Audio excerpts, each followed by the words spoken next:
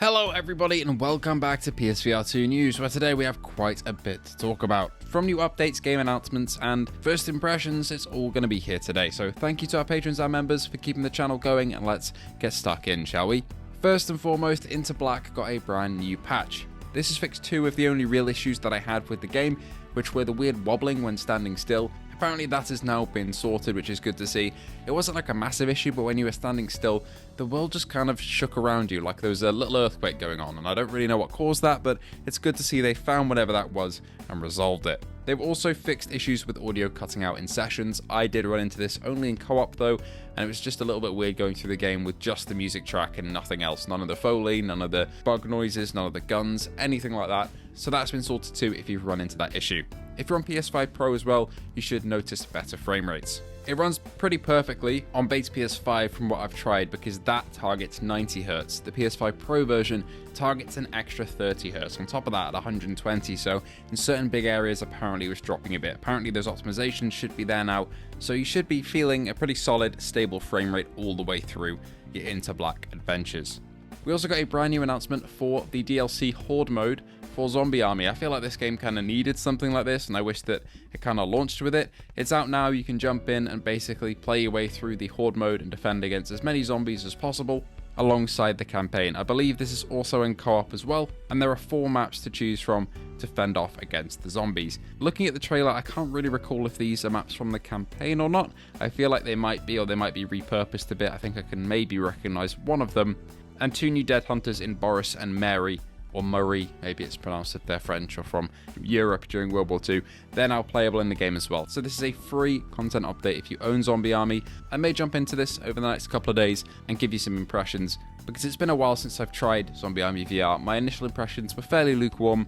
I did enjoy it, but it certainly wasn't at the top of its class in the zombie shooter genre, so we'll have to wait and see if this mode bumps it up a notch maybe. Labyrinth VR Dreams also got ported to PSVR2, kind of out of nowhere. I believe these are the Anerium devs, if I remember right, where you head into a mindscape, explore imaginary environments, for the price of around £12 here in the UK. There is a PSVR1 version of this game as well. It seems to be a straight port up.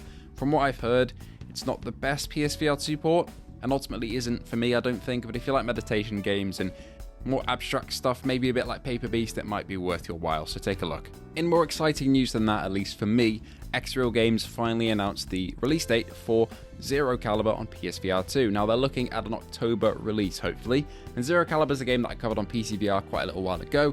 I want to say like 2 years ago, but that was the original version of the game, not the remastered version, I believe, so the textures are looking a lot nicer on this. Now, I really enjoyed Zero Caliber. It was one of the first VR shooters that I really played through for quite a while. I thought the gunplay was pretty decent, the set pieces were quite cool, even though the AI was on the stupider side, but you kind of get that with FPS games. But I genuinely do think, from my experience, it's worth the money. And I believe it's multiplayer as well, which is great to see. I actually predicted that this might be coming out in September, since it still was slated for Q4 2025, but it seems like I got it wrong by 1 month, so October will be the release date for this shooter. If you like games like Crossfire Sierra Squad, this is kind of in the same vein in terms of how it feels. It's got a lot more freedom in the maps. You can move left, right, and kind of explore the houses up and down and go wherever you want. It's not really on a set path like Crossfire. The levels are linear, but you have a bit more freedom to move around the cover, if that makes sense. So if you enjoy Crossfire and that sort of shooter, you'll probably feel quite at home here, and it'll offer you a very same feeling. If you're interested in the sequel coming over to PSVR2, Zero Caliber 2 as well, then be sure to support this release, because I believe if this does well, they'll be porting Zero Caliber 2 over to PSVR2 as well. So fingers crossed that happens. Fingers crossed that happens, but we've seen ports go one of 2 ways. You know, like Arcane Age sold very, very well. Legendary Tales also made a fair bit of money, I think, for the devs with that port. So hopefully it's the same result for Zero Caliber. Speaking of making money from ports, unfortunately we got some news from One Hamza, who make Underdogs.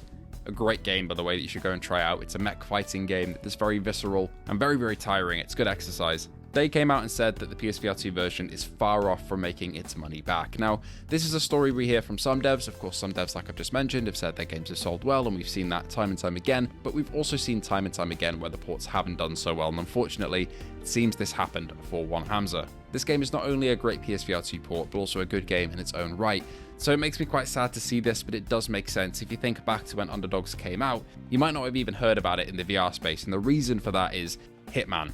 This game launched on the same day as Hitman on PSVR2, so all the PSVR2 creators were talking about that game pretty much. I did cover Underdogs with a full review and a gameplay video back then, but again, there's only so much that one person who's on the smaller side of channels like me can do.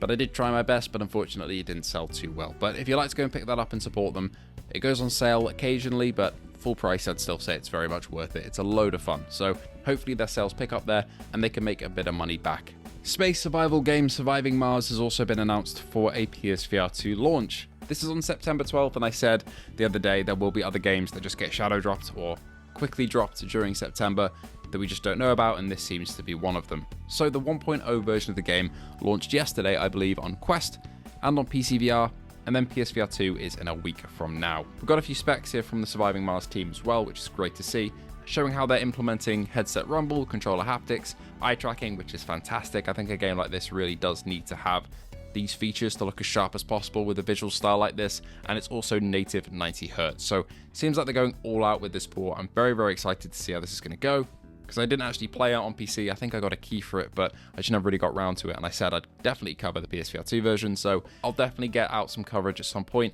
Unfortunately, I'm leaving tomorrow for about a week and a half, so I'll be gone, I think, for 4 days after it comes out. So I don't think I'll be able to be there on embargo time, but hopefully I'll have some impressions for you when I return. Anyway, that'll be all for today. Thank you so much for watching, and I hope to see you all in the next one.